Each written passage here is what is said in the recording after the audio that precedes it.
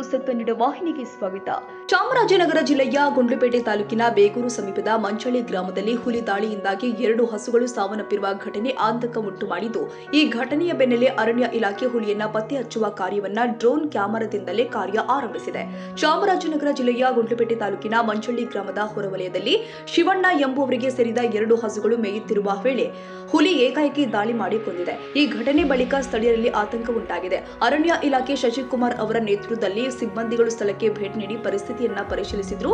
ನಂತರ drone camera ಮೂಲಕ ಹುಲಿಯ ಚಲನವಲನವನ್ನ ಪತ್ತೆ ಹಚ್ಚುವ ಕಾರ್ಯಕ್ಕೆ ಮುಂದಾಗಿದ್ದಾರೆಂದು ತಿಳಿದು ಬಂದಿದೆ.